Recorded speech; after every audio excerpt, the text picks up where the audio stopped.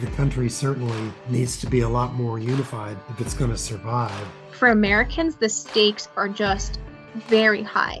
It's consuming you and you have no idea. That's probably one of the few times that I deviate from my libertarianism is when it comes to the protection of our children. The job has gotten a lot harder because you're doing more with less. It's either this or I have zero options. I grew up knowing that the police were the most dangerous people that you're going to encounter as a Black person. You know, these things are just normal life. Howdy, yo. You're listening to Unpacking America, the podcast trying to make sense of the United States one conversation at a time. My name is John David Eastling, and I'm sure, as you can already tell from my outrageous accent, I am not originally from the United States. In fact, it probably would have been less contrived and more honest of me to open with a good old "G'day, mate," as I am originally from Australia, but I have now lived in the US for 2.5 years. And this country, guys, is wild to me. People think and feel and act in ways that are very strange and very different to me. And so I've embarked on a little personal journey to just try and sit down with as many everyday Americans as I possibly can and just talk to them about what's going on in their lives, what they believe, what they think, what they feel, where the country is going, and everything in between. And the show certainly isn't about me getting up on a plinth and monologuing at you guys, so let's just rip the band-aid off, get right into it, and start unpacking America.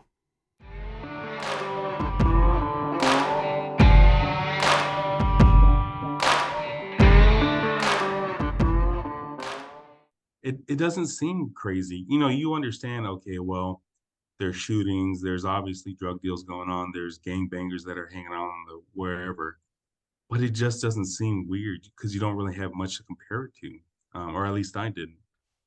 So I wasn't kidding when I said we were going to rip the band-aid off and just get straight into it.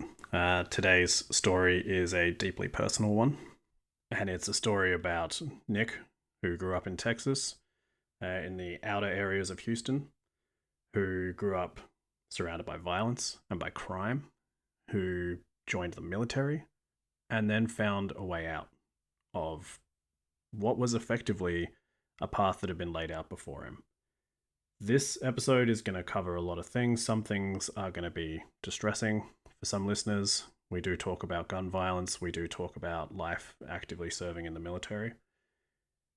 But I would encourage you to listen to it because it's so brutally honest.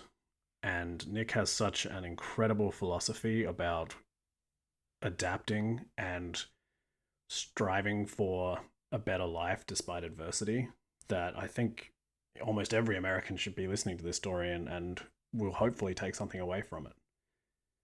As always, I should probably do a little language warning. We do swear a little bit on the podcast, and if that does offend you, I do apologize. Please keep in mind that if it's me that is swearing, as an Australian, I do lose my citizenship if I don't cuss at least once a day. So this, guys, is just a way for me to make sure I can get home one day if I have to. But with that in mind, please find somewhere comfortable, settle down, and let's get into episode 1 of Unpacking America.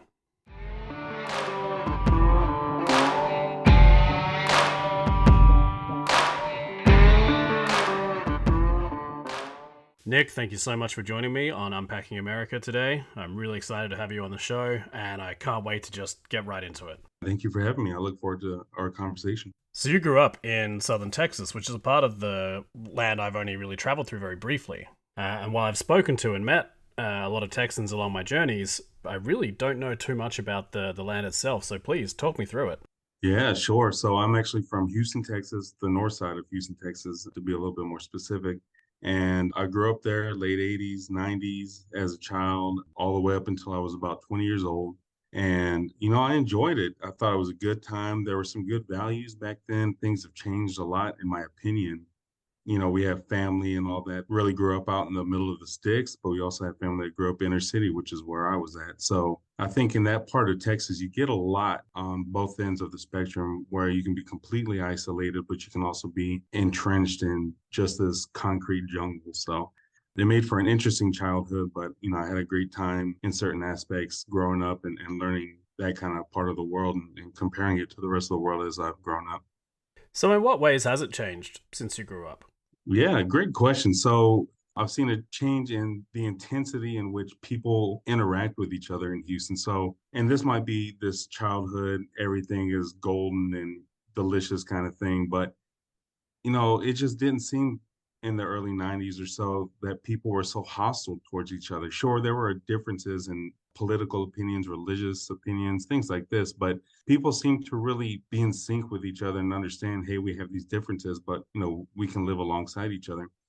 In the years, maybe since 2016, 2010 or so, there's this change in the political opinion seems to have, and of course these are all just opinions, but the political arena has really seeped into every aspect of interacting with each other in that city and around that city, to the point where it almost has become these cliques where, if you're Republican, that's one thing. If you're Democrat, that's another thing. If you're a libertarian or a third party of some sort, then that's its own thing.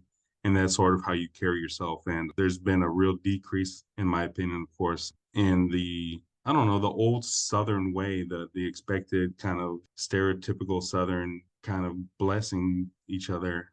So people have really taken these stands in their political stance, and that has negatively impacted the way that we treat each other. It is something I've always noticed about living in the US, having come from Australia, is just I feel like Australia sort of has what you would classify as good Southern hospitality kind of all over the place. People will smile at you in the street. People will say hello to you in the street. People will interact with you. Not as much in big cities, but if you're out in some of the smaller towns and you're just, walking down the road and someone's passing you, you'll always get someone say g'day and just nod and smile at you, and it just feels a little bit more neighborly. I don't see that as much in the US. So maybe that's just because I'm in Southern California and everyone here is their own way. But yeah, I don't know. It's a good observation. And I'm guessing, like most countries or large areas, there's a difference between maybe the West Coast, East Coast, South Gulf Coast, and where the West Coast here in California, Oregon, it seems like people are very nice externally. They seem, they'll greet you, they'll say hi to you, they'll do things like that. But in my experiences, it seems that it's an external, it's a put on kind of a show sort of thing. Well, back in the day in Texas, it seemed to be that it was more internalized, this hospitality, where people would stop on the road and help you fix your tire or things like that. Now it's come to the point where, it's this internal and external kind of lone wolf type of idea where, I stand my ground, such and such. And then in the East Coast, I lived there for many years, and people are externally very rough in some parts. You're talking New York, Boston, maybe. But internally, they're the sweetest people. They might give you a hard time, but when you get to know them, they're just like the sweetest people. So it's an interesting, almost a gradient coming from California to the East Coast, where you lose that external flashiness and that external helpfulness, but you internalize it more. So growing up around the Houston area, how do I sort of put this, I guess? I always think of Texas as this very Wild West place. And my experience has really been limited to a series of small towns as I've driven across and explored, coming back from a road trip. And I just remember seeing guns on hips and angry-looking people in relatively rundown communities that honestly just kind of felt dangerous. And I'm happy to accept that this is just the naive Australian in me that, sees people, civilians being armed on the street and feels very hesitant about that, because I don't know these people. I don't know what their state of mind is. I don't know if they're safe, but I certainly feel threatened by them. Absolutely. I mean, it is a scary sight because, these guns where people have them showing is a sign of, hey, I'm exercising my Second Amendment right, or at least that's what the majority seem to be. Some people might legitimately have them for a job or for hunting or whatever, but there's, when they're in Starbucks and they have a AR-15 strapped across their back, that's more of a sign of, well, this is me exercising my freedoms, which I'm all for. But where you bring the possibility of danger, you're inviting, in my opinion, the opportunity for danger to reveal itself. So if you have this weapon strewn across your back, well, then be ready to use it, because there might be that one guy who comes calling. Maybe he's crazy, or he or she, I don't want to but maybe that person is crazy enough to say, well, I see this guy with a gun, I want to challenge him. So I always found that wild as well. Why even invite the possibility? Why allow yourself to be viewed as this potential target or this upcoming confrontation where you might have to use it? If you have it, I understand that, but it just, and I wouldn't even say it's so much a Texas thing anymore. I've seen it all across the southern part of the United States, from Texas to Mississippi, Alabama, Georgia, everywhere. But going back to your early part, growing up around in that area, so Texas has a few very major cities. There's Houston, Austin, San Antonio, Dallas, Fort Worth. You might count El Paso. El Paso's pretty big, and then you have some medium-sized cities that might have a university in or whatever. But the majority of Texas, a large part of it, are really those small towns that you mentioned. And in my opinion, they are hit or miss. Sometimes they are the sweetest, most beautiful places to be. The people treat you well. They've maintained that Southern hospitality throughout the ages, and they continue to treat you as if you were a family upon arrival. But then there are these smaller cities that are very right wing, or have said, okay, well, this is how we've been for how many years, and we continue to stay this way. And that way is sometimes very aggressive, sometimes rooted in very racist structures. And they've maintained that. And if that's what they're going for, then, to each their own, but don't expect people to want to be there or to help you out. And it's just emphasizing some of the names. There's a city in Texas called Gun Barrel City. I mean, yeah, it doesn't get much more real than that. They're about one step away from just calling it "Don't come here, Texas." So it's really interesting as we start to talk, because we didn't have a conversation earlier about how you lean politically, or what your thoughts are on the second right, and Second Amendment rights, or gun control, or anything else really. But as we begin to talk, I start to get the feeling that you're more in favor of it than not. If that's fair to say. I mean, that's fair. I would say I support it in the sense that I believe that people should be able to have these things if they want them. Now, I will say that I think it's excessive whenever somebody has an AR-15, or they have these attachments on weapons that have normally been used in military operations, because I think that's overkill. And again, I think it invites that thought of somebody else to say, well, I see this guy with an AR-15, but it has a scope and this heat rail or whatever else, bump stocks on it. These items that are normally seen in these very hardcore situations, combat situations. So when someone sees that, it just, and to me, it invites the idea that they're like, hey, well, this guy's ready and rowdy. Let's pump him up, see if he's ready to shoot. And you don't want to be in that situation. I'm for guns in the sense that I used to hunt. I love to hunt. I believe that the military should use them. I mean, if the rest of the world is about having guns and doing all that, we can't be the ones without. But when it comes to civilians, I believe in people's rights to do what they want as long as it doesn't infringe on others. So in the days of having guns, with all these school shootings, I'm super against. I can't imagine the human being for the school shootings, and anything that makes those easier to occur. So if having guns is part of that, then I'm against it. Whatever will stop people from being hurt, I'm against. So I find myself in this weird area. So, being from Texas, being raised with these ideologies, and then moving out and seeing the world, it's almost created this internal clash. I've seen what guns can do, but I've also grown up saying, if you have rights, why not exercise them? So I think at the age that I'm at now, I'm starting to come out of that shell a little bit, and I might have some remnants from older Texas still in me somewhere that I won't say I need to get rid of. Some of them are good, some of them are bad. But I wouldn't say, if I had to choose a bumper sticker between second rights, hell yeah, and second rights, hell no, I would say the hell no. But I do believe in people exercising their rights if they have them. It sounds like you've given that a lot of thought, and I think that's a really well-reasoned, considered, and intellectual response to a very serious problem. I've definitely given it thought, and as we kind of spoken about before all this, I lived a little bit of a wild life growing up, so I saw what those things are capable of, those guns and the people who hold them. Something comes through you whenever you grip a gun and you know that it's loaded or you know that you can load it and you're in an environment where you might have to use it or something. And while I do support having a weapon to some degree, I do not support what some people do with those weapons. So I'd like to leap onto that if we can, and talk a little bit about that wild life and that upbringing and sort of your first encounter with weapons. Yeah, yeah. So I guess it spans throughout a lot of my life. Growing up, my father had guns, my uncles, and I mean that's when was 5 or 6. I'm not too sure whoever else. I'm sure most of the neighborhood did, but all my life growing up, I have baby pictures where I'm 2 years old, 3 years old, and there's just weapons strewn across the table. Now, to be fair, my father and uncles and all them and myself, we were a big hunting family.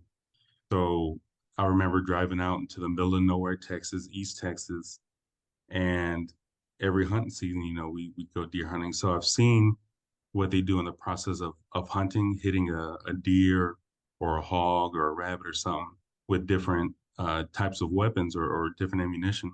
And it's not like the cartoons where it goes in one side and comes out the other and it's some skinny little black hole. Sometimes maybe if it's a 9 millimeter, but for the most part, they do some real damage. And, so that's on the animal side. On the human side, unfortunately, there was also a lot when I was growing up. I remember the house next to us had some hostage situation or something along those lines. And what had happened was someone had killed someone in front of their house, went inside the house after that shooting, and there was 2 or 3 people inside. So that person barricaded themselves inside, and the police and the helicopter showed up, and there was like a huge crowd outside. Which, growing up now, I'm like, that's a crazy place to want to be standing. But you know, it was our next door neighbor. I mean, it was right next to we shared a gate, so you could see the body outside and what that looked like. And that's just an idea of some of the things that happened growing up. And it's not just me; it's a lot of people who I grew up with. A lot of us had to see these things that we never asked to see. Never wanted to see, as far as I know. And then I grew up and I joined the military, and in the military uses weapons, and I saw what they do to humans in that in a different situation, violent and different, but still it results in death. So to see what guns can do in those different situations, see what they've been used for, hear how they sound when they hit a body, the round, all these different things, it'll change your opinion. I hope most people you would start to maybe say, okay, well, these aren't toys.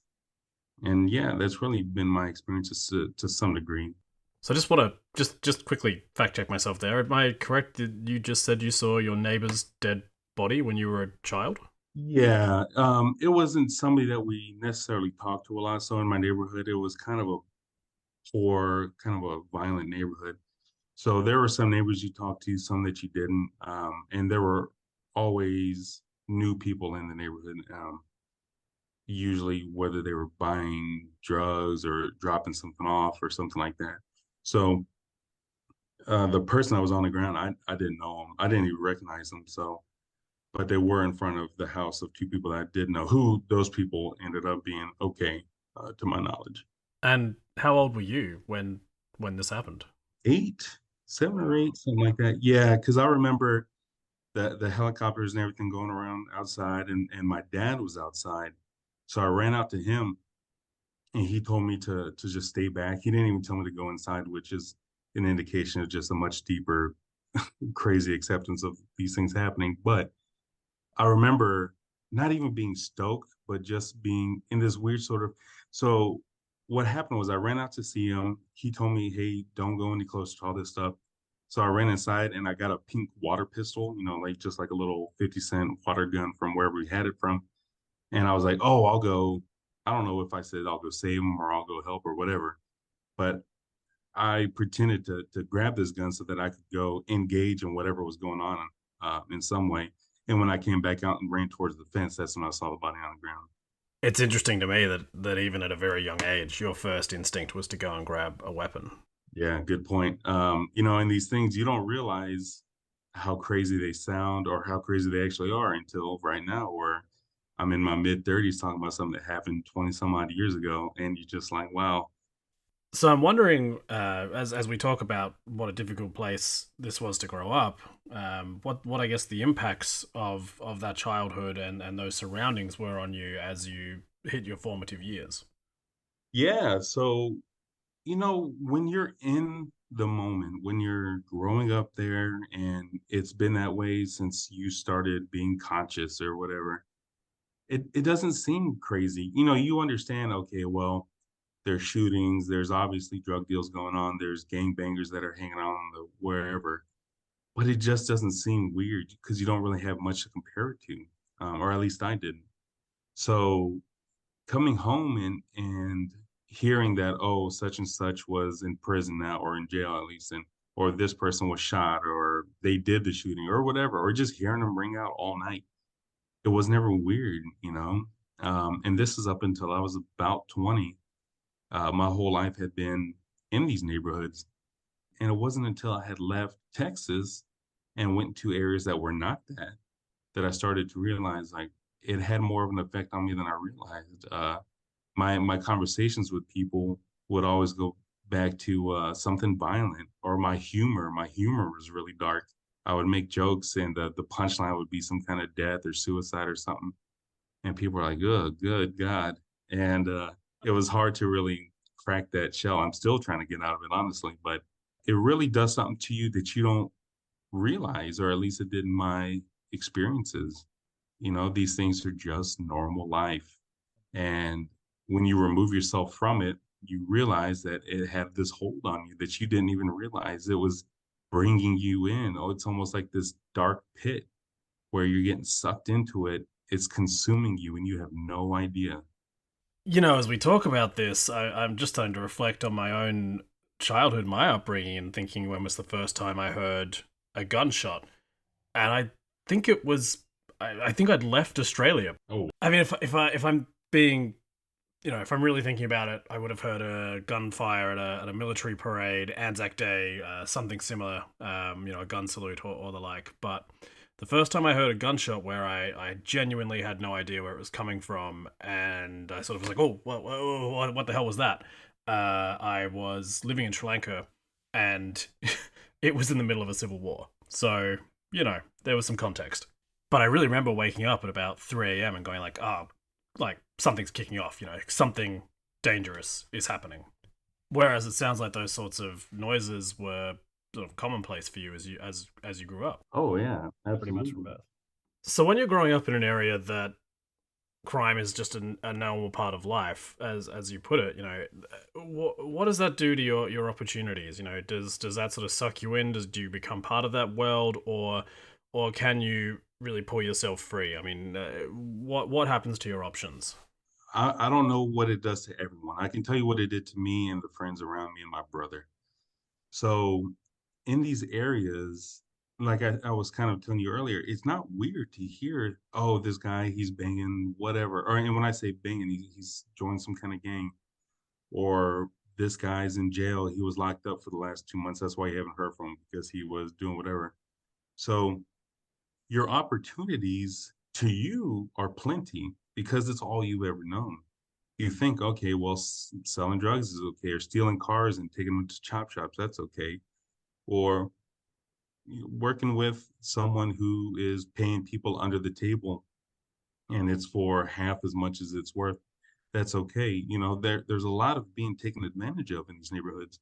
So growing up, for me, I was always this introvert in terms of I like to keep my personal business to myself. I also enjoyed meeting new people. So meeting new people in those neighborhoods is never, I won't say never. It's normally not that great of a thing because we're all experiencing the same things. We all heard the same person shooting. We all see the blood stains that were there from the murder 2 months ago or whatever. So we all have these shared experiences. And when you link up together, you just talk about them, be like, wow, did you hear what happened to this guy? Yeah, he's dead because this happened, or his brother went crazy and choked his girlfriend out, or some crazy story. And you bond over these violent, horrible stories. And then you go and you get a burger or whatever. Life is normal. So it's a weird thing to go around. So that was one part. Or you can do what my brother did and stayed inside. He didn't go anywhere. He didn't talk to barely anybody. He became a hermit, and he remains a hermit to this day because he still lives there. I moved out. I was lucky. He remained, and to stay safe, to stay sane, he kept to himself. This is in the 80s and 90s. We had the Nintendo. Well, we didn't have one, but in the neighborhood there were Nintendos. So he kept himself preoccupied with these games or with some TV show and just removed himself from the possibility of engaging with these people. So in terms of opportunities, you know, it seemed like there were plenty, but in reality, looking back, it was kind of a predestined route. People knew which way you were going to take. If you didn't excel wildly in school and earn some kind of scholarship, chances were you were going to be stuck there. But you did eventually get out of that environment. I did. I did. And what did that way out look like for you? Ooh, man. The way out for me mentally, the way out for me was I got down with the get down. I saw some really grimy parts of the city, and I was like, you know what? I can't live this life for very long. I have to get out. I have to go somewhere else. Um, Physically, I left because I had joined the military at one point, and they were my ticket, man. I thank God that I was able to even join. I consider myself very lucky to have the opportunity to serve, but more so the opportunity to actually leave. So that was my ticket. You know, before joining, and even while I was in the process of being recruited and all that, I had no idea how it worked. I thought you go to them and you say, "Hey, I want to join the army or the navy or whatever," and they say, "Okay, cool. Where do you want to live?" And you could just choose where you want, and then they send you there. I had no idea, man. I didn't know anybody in the military. Nobody.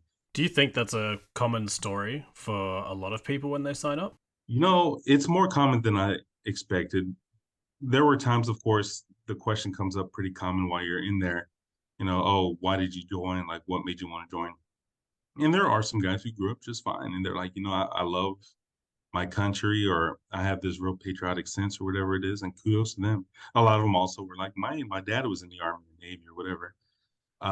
But there were a surprising amount of people who had these very hard lives, and they saw the military as an opportunity to either grow, to get an education, to leave whatever situations they were in, and to see the world. There's some people who are like, I heard you can see the world, so I'm here to do that.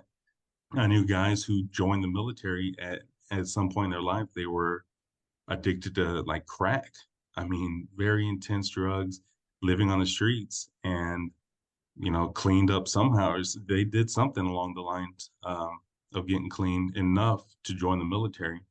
And then once they were in there, they took it very serious, and he actually did really well with his career. So yeah, there's a wide variety of people, and they're not just from the United States either. And when you start to realize that it's not just a big pile of people who are gung ho, like, oh yeah, let's guns, blowing shit up. Yeah, well, it's if anything, I feel like there's a small minority of people who are in it. It's actually a lot of people who are like, I just want to change my life. I want to help people, but I also want to change my life. So it's inspiring to see at some point. So was it a big adjustment for you? So I guess going from a place that sounds quite wild, a place that's got quite a criminal element to it, to then go to somewhere, like the military, which I have to assume is very rigorous and very strict in their rules and regulations. It's weird that you would think that it would, right? I mean, I should say it's not weird that you would think it would. Coming from a neighborhood where it seemed like people are very undisciplined, where there's drugs going on, there's this and that. But honestly, and this is something that has entertained me thoughts wise for a long time. I don't know what to say, how to call it, but is that there are some striking similarities between the two places.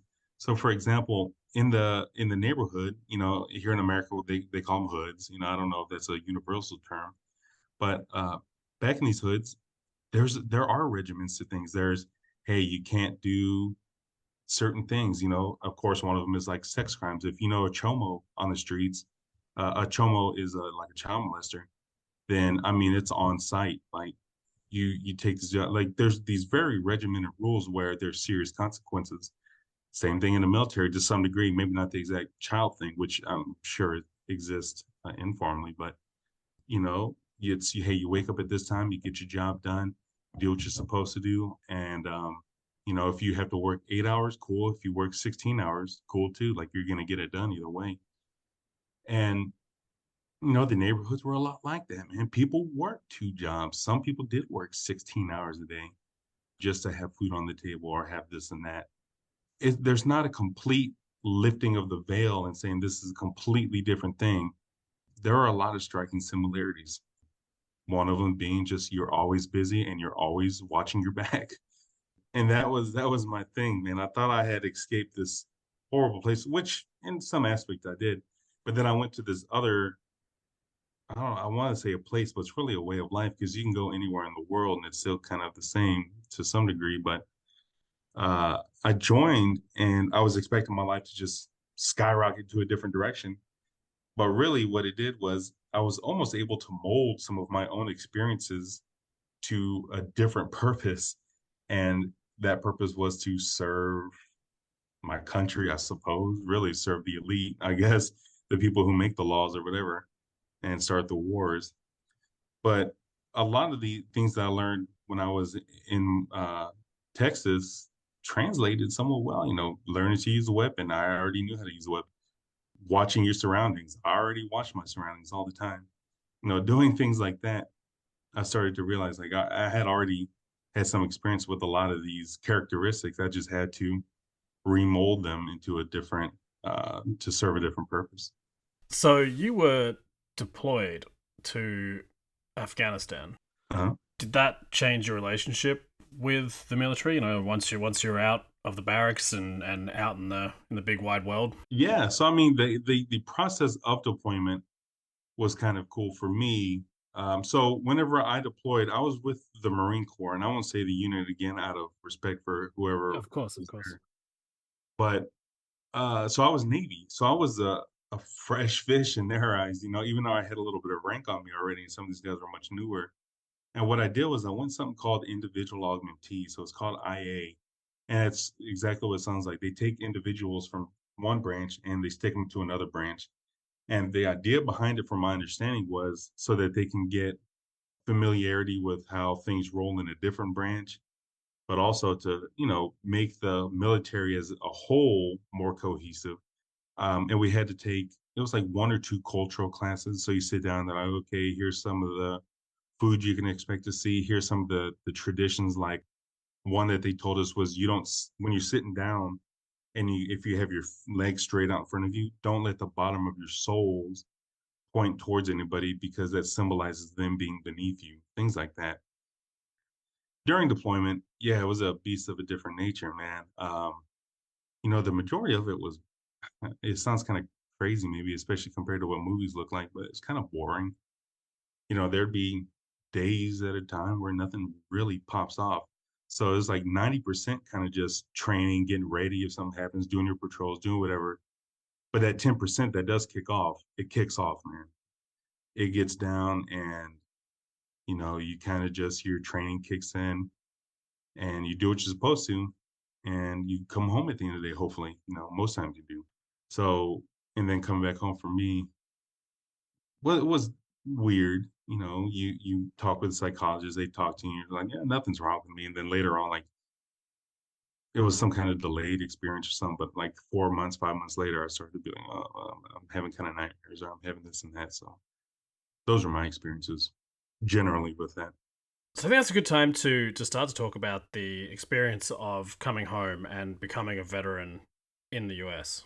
To me, being a veteran in the US feels like a very double-edged sword because on one hand, a lot of people really respect veterans and a lot of people treat them very well. On the other hand, I see politicians sort of doing the opposite. I can only imagine that it's a very difficult experience being a veteran in the US, and I'd love to understand a little bit more about that and your perspective on it. Yeah, definitely, man. So, I mean, coming home from deployment is only, a day long. You get home, you get off the plane, people are at the tarmac, they're waiting for you, and you all say hey or whatever, and they have a little shindig.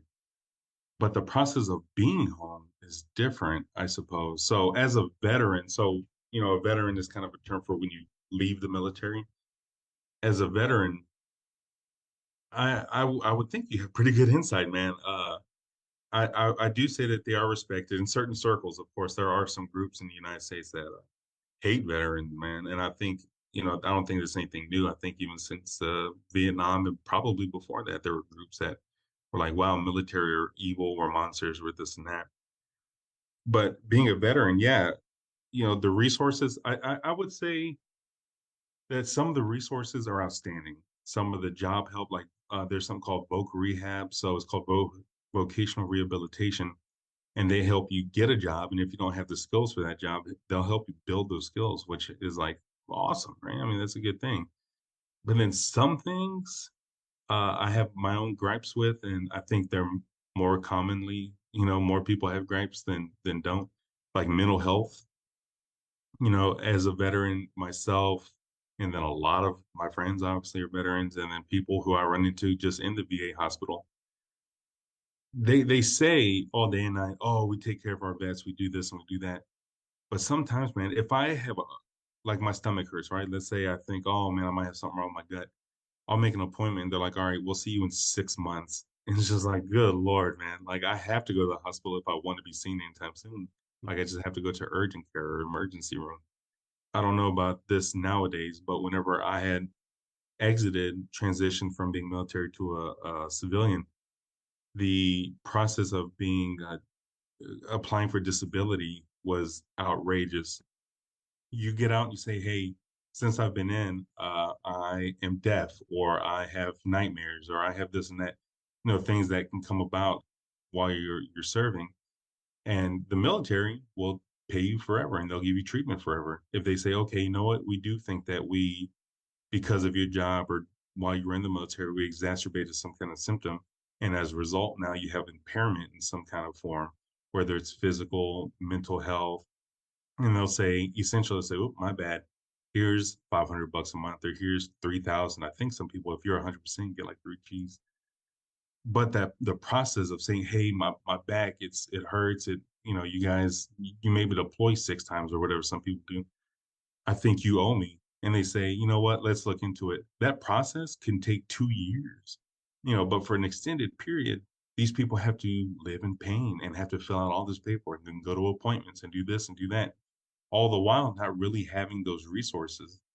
So that was an area of real frustration for some people. Again, I don't know if it's still going on, but so there are some gears that still need to be a little bit more well oiled, and then there's some areas that are great. But being a veteran in America has its ups and downs, man. Just probably like anything.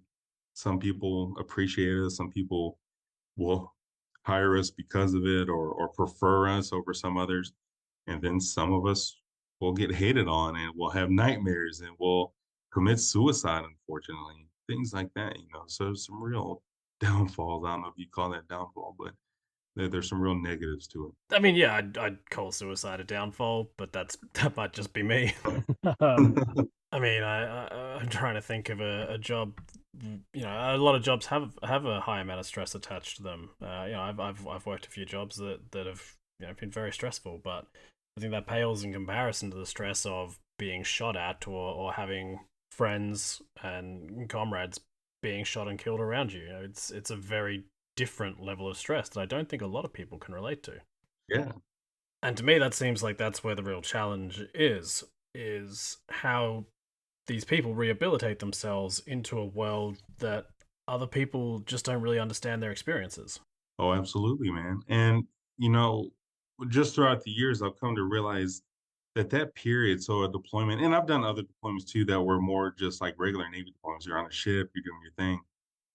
And that's fun, dropping into different ports, doing your thing with, if you're in Italy, have fun in Italy. If you're in Greece, have fun in Greece, wherever you are. But um, my first deployment, it's not so much that like, you went there and you saw something that you're like, oh hell yeah, like right on, kick ass, dude.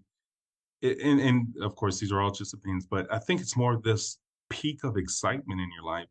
Like, what the hell? It's not fun excitement, at least not for me. But you go there and you're like, all right, I've seen the movies. I've talked to other dudes who have 3 or 4 deployments. I'm ready, man. Like whatever. I've taken the training. I've done it all. And then once shit starts popping off, man, your body moves independently of your mind. That's what it felt like. That your body is saying, I know exactly what to do while your mind is just sitting here trying to process what the hell's going on. And it's this huge rush all the time. Like you're just constantly like things go from 0 to 100 sometimes in a matter of seconds, it feels like.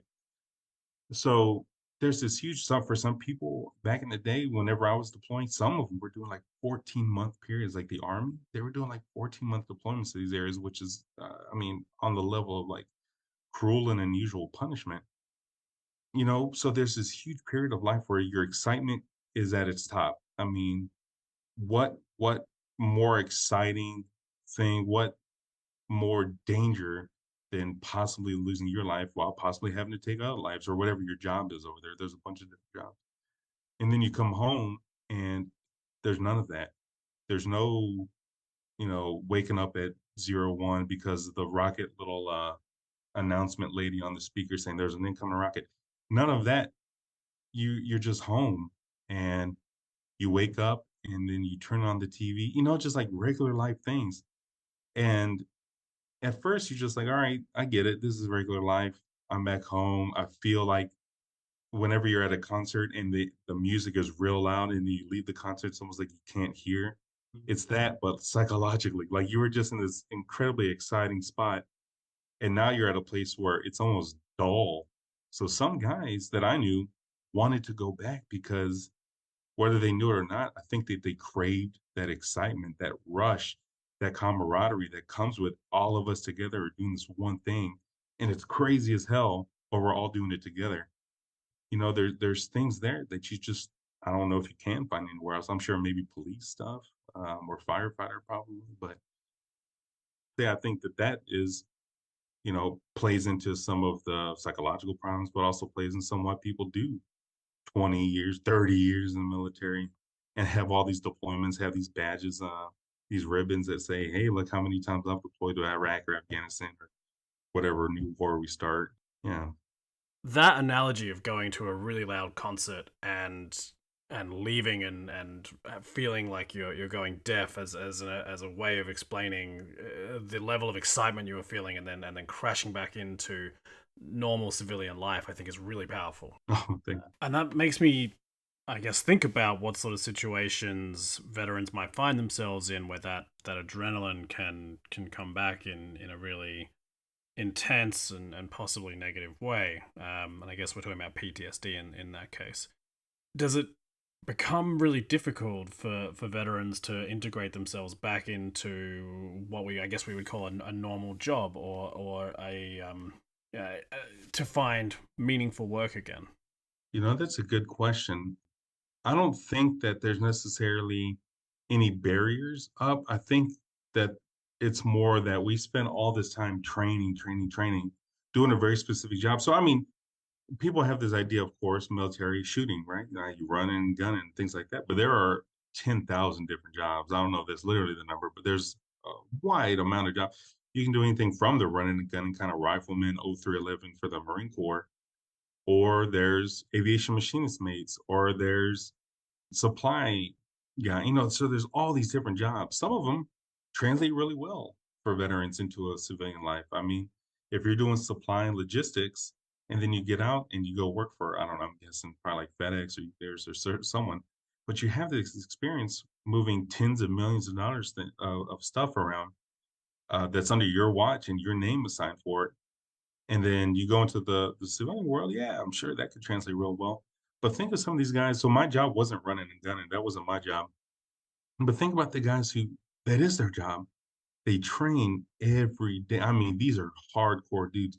I give them nothing but props, man. I don't think I could do it. I've done some of their training as part of my own training in terms of leading up to deployment, but to live that life, poof, that's a lot. It's tiring. I could only imagine they're in great shape physically and mentally. They might be somewhere else. I don't know. So coming into the regular world with those experiences, I could see that being pretty difficult. If generally what the idea is, you leave and you go to college. You have this GI Bill, which helps you pay for college, and then it pays you while you're in college. So it's kind of like this stimulation for you to say, okay, well, here you can go to school, and we'll give you money while you're in school. So these guys come to school, but then they're 25, 30, 35 years old, surrounded by dudes who are 17, 18, 19, who think they know it all, right? And I'm sure I was like that at that age too. But it makes it difficult to be in these environments and say, okay, I did what I did. I'm gonna leave behind me, whether it was a combat deployment, whether it was a regular deployment, whether it was no deployment. Just being in those environments is stressful. And then you come home and you're like, all right, I have to readjust myself. I have to be this person who I am now, not who I used to be. I can use my experiences to help guide me, but now I know that I need to be a little bit different. But to come out of that, man, is difficult. So in terms of employment, I can see how it would be tough for certain veterans to come into the civilian world and say, okay, I'm going to kill it, and then get here and they're a year or two in, and they're like, I can't go anywhere. I'm frozen. I'm staying at home all the time because this world just isn't for me. I fit in the military. That's all I knew. So, And was that then your experience? And that's essentially how you then moved into college yourself? no, my college experience was actually pretty cool. And I think the way that I was able to do that successfully was because I related it back to the military and to growing up. So I'm a high school dropout. I never finished high school. I never even finished the ninth grade, which I don't know in Australia how things are, but in America we have like ninth, 10th, 11th, 12th grade for high school. Yeah, it's exactly the same in Australia. Same sort of system. Okay, cool. So yeah, so I dropped out ninth grade early. I mean, I did ninth grade a couple times. I just never got past it. I guess my mind was elsewhere. So I did the whole military thing. I have what's called a GED. Well, I'm not even sure what that means. I think it's like a general education equivalency. So I was able to go into the military with that. And when I came out, that's still all I had. I mean, all I had was a GED. It's just now I got some military experience, which for better or worse doesn't mean a whole lot to a whole lot of people. So I started at a community college because I was like, well, might as well. I don't even know how to apply to a university or like really what the hell a university is. And I had also heard the word college, and I was like, is college the same thing as university? I don't know what any of these things are. But I did want to know what community college was. So I was like, I'll go there. And whenever I was applying, they were like, what major do you want? And I was like, I put psychology just because that sounds pretty cool. Like psychology, that's a cool word. I've heard of it. And they were like, you can change it later. So I was like, all right, I'll do that if I don't know what's going on.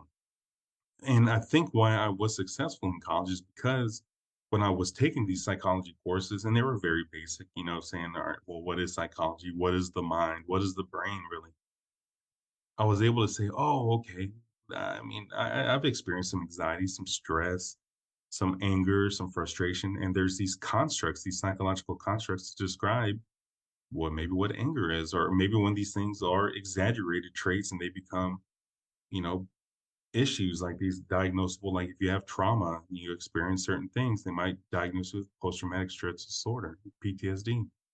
And I was curious. I was like, well, that's interesting. Well, how do you get there? Like what all entails having and developing PTSD? And, of course, the military is famous for pumping people out that have PTSD because they ask you to do a whole lot. And when you get back, they're like, suck it up.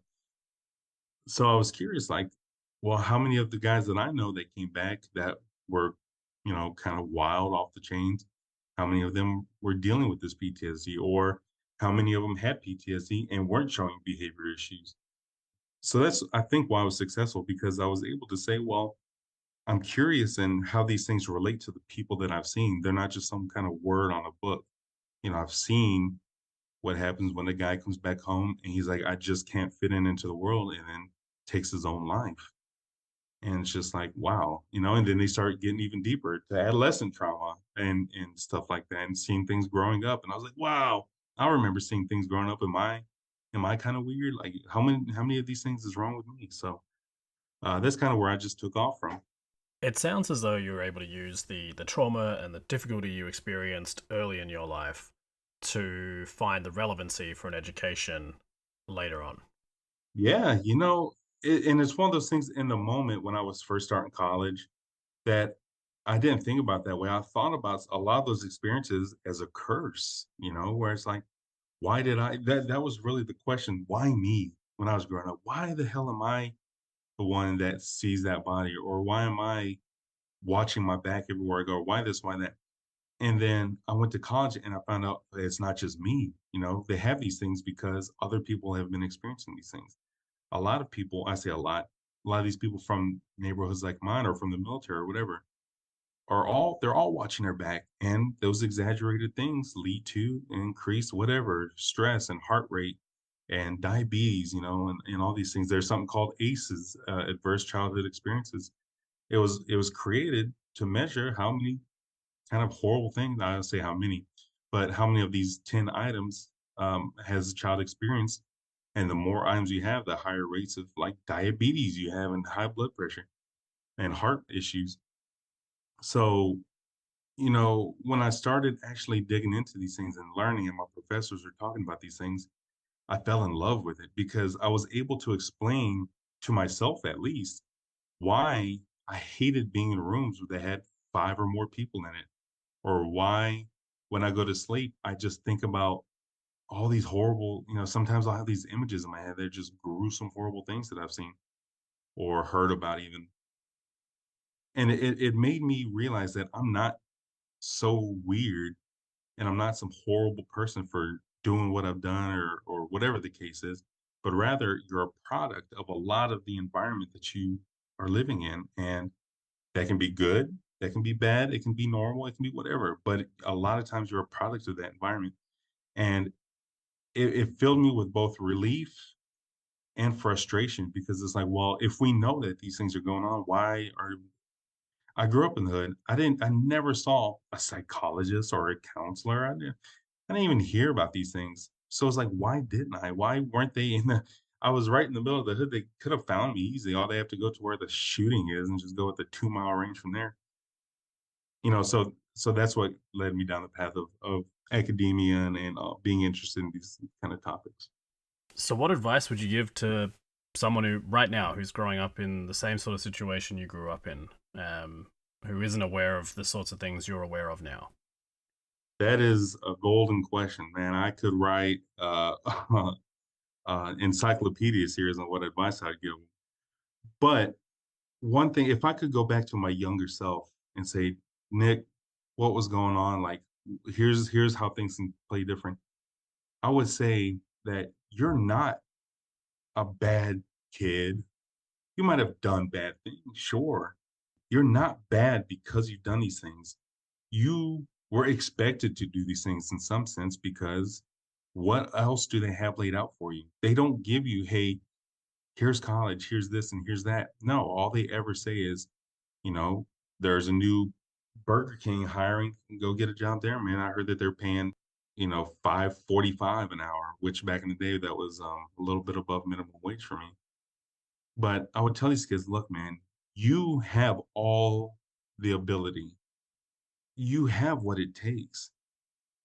You just need someone to help you along the path to get to these places. If your goal is to become a brain surgeon, let's get you there. Like you can find somebody who will give you the time of day to sit down and talk to you about these things. If your goal is to be the general manager of some department store, then so what? How's that any worse than having these goals to be something else? If they're at the top of their game, then they're at the top of their game. I don't care if it's at McDonald's. I don't care if it's at MD Anderson Cancer Center. I don't care where it's at. If they're at the top, they're at the top. And if it's a respectable job where they're not robbing or whatever, then more power to them. But you have the ability to do these things, and it's not your fault that you're not. You just haven't had somebody come along that said, "Hey, like let's talk," or "Watch what I do," or "Come visit me," or whatever, something to give you some kind of hope. Because in your heart, or at least in my heart, I knew that the things I was doing was wrong. I knew what I was seeing was intense, but I just thought it was regular life. I didn't think I really had much more to me. And if you don't believe in yourself and then the people around you don't believe in you, then what are you supposed to do with that? You know? So yeah, if I could go back and talk to the kids from where I'm from and myself, it's don't judge yourself based off of what you've done. You know who you are on the inside. You know what you have and you know what you're capable of doing. You just need somebody. Maybe you have to go find them. That might be the thing. And that sucks. There should be people available, but you know, something can be done and you can do it. It's just a matter of doing it, man. And that shit's hard. Where you're from, it's a part of who you are. So if all you see is shit, you're gonna think you're shit because what else do you have to compare yourself? I don't even know if I even said anything just there. I might have ranted. I mean, I think you said a whole lot, to be honest. And, I hope someone who's listening to this today takes that and runs with it and thinks to themselves, well, just because I'm from this area or I'm a part of this environment, what are my options? And I need to start looking at, who I want to be and where I want to go and learn from this story that actually I'm not limited. I can work through it. So I think far from waffling or rambling, I think you've made some really insightful points, and I really hope people take them away with them today. Oh, man. So I always like to ask people, like I try and always we get into some pretty serious things on this podcast, Yeah. almost every episode, and I like to kind of finish it with a positive note of just sort of saying to people like, what do you think there's something about the US that everybody should experience? That's a great question. Something about the United States that everybody should experience. There's the obvious answers, food or whatever, or some kind of natural landscape, Big Ben in Texas or Mount Rushmore, I'm sure, things like that. But what's a little bit more difficult, but I think much more rewarding, is getting to know the people that you are surrounded by, which can be tough because that requires you to be proactive. It requires you to go out and say, hey, my name is such and such. But meeting the people who work at the deli down the street or who work at some youth center, meeting the people that work around you because you're not only you. These people who say that they're self-made, I never buy it. I don't, not only am I not self-made, I don't know if I'm me-made at all. I think everybody has helped me in everything. And it's just, I'm a product of that. These people make up where you live, but they, in a sense, make up who you are. Because like we spoke about, I came from this really rough kind of poor upcoming, and that's who I was growing up. I was a rough, poor kid. But it's because everyone around me, that's what we all were. Get out and meet the people that you're around because they have much more influence on you than you might give them credit for. And you'll learn that they're great people. Sure, they might have some crazy beliefs. They might think that some politicians are robots or whatever. And that's okay. It's okay to live around people like that. Sure, you're not going to see eye to eye on everything, but get out and meet them because, man, as bad as some people are, I say bad, that's not what I should say. As bad as some of the things that people do is, they do beautiful things as well. And some of those people live right next to you. Ever since I started making an effort to say, I'm not going to close myself off and I'm going to at least talk to somebody, I'm not going to be the most extroverted. It's changed my perspective completely. There are great people out there in the United States and elsewhere, of course, but America has this interesting makeup to where there's the West Coast is a little bit different, the South is a little different, Appalachia, like going into Kentucky, and Tennessee, and all this. They have different cultures, different backgrounds, and living around them and never talking to them about their experience is the biggest missed opportunity that you're going to have. So in a way, you've basically just summarized exactly why I started this podcast in the first place. which I think is really funny, because I completely agree. There seems to be this disassociation in America right now. Like it's us versus them. Mhm. Call it a culture war, call it political division, whatever you want to call it. I mean, I just look at it and I think like I don't know why there's so much anger and hatred here. And I think the first step to undoing a lot of it is genuinely exactly what you just said, is getting to know people. And you won't always agree with them, and you don't have to agree with them, but having those conversations and realizing that there's something beautiful about them is a huge first step. Oh, I agree completely. Yeah. The world's a beautiful place. I mean, there's horrible, just worst living hell areas in the world, sure. I'm not gonna act like evil doesn't exist. It absolutely does. But to think that that is the majority of things, I think is wrong. There's so much physical beauty, but there's also this developed beauty within people that we overlook sometimes. Like you said, these political differences, it political can do a lot. And as a kid, I didn't think that was true. And I remember my parents always talking about it, but here I am agreeing with them 30 years later. But there's so many wonderful things that any one person can do that it makes it worth being around. I really like that, man, and I think that's hopefully a lesson a lot of people will take away from today.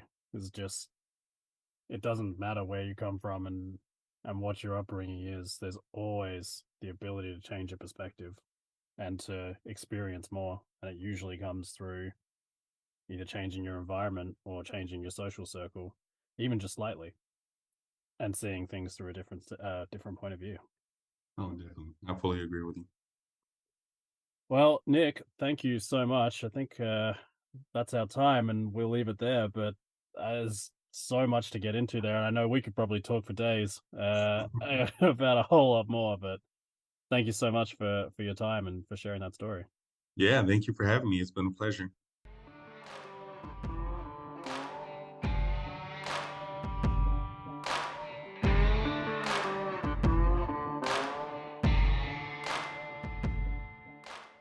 So I got a lot out of that conversation, and I hope that everyone who listened today did as well. I really take two things away from it. The first for me is that it's incredible to me that someone as young as 10 years old in a first world country, can live in a neighborhood where they're seeing their neighbor's dead body out the front of their house. But it also reminds me that it doesn't matter where you're from or or how hard the deck is stacked against you. There is a way to overcome it. It's naive, of course, to think that the deck is evenly stacked or that these opportunities are the same for everybody else. But as sort of Nick's story is a testament to, there are ways to build yourself up and get yourself out of those sorts of situations. And I deeply appreciated his way of looking at that, because it's very easy to get dealt a bad hand and just decide, that's it, I'm out, I'm going to fold. And I know for myself, I've had times in my life where things have seemed really, really hard, but they pale in comparison when you put them in perspective with how some other people's lives and upbringings have been. There was a priest at the high school I went to who used to have a saying that I hated at the time, but I now can appreciate as an adult, which is he would roll this out whenever he saw a kid who looked a little down, and he'd say, "I cried when I had no shoes until I saw the man who had no feet." And that resonates with me more and more as I get older. So guys, that was episode 1 of Unpacking America. I'm absolutely thrilled that you decided to sit down and listen today. I really hope it's been an exciting first episode for you. Every episode, as I've said, is going to be different. We don't repeat guests, and we try not to repeat the same kinds of guests. This is not. I've no interest in creating an echo chamber for one way of thinking or one type of opinion. I'm here to talk to as many different Americans as I possibly can. You've listened to the intro music. You get a bit of a feel for what we're trying to do here. Next episode is actually incredibly timely. We are going over to New Mexico, and we are talking to Annie, who is a frontline nurse working in Albuquerque. If you're paying attention right now, what is happening with nurses in America at the moment, and indeed globally, is kind of an issue, to say the least.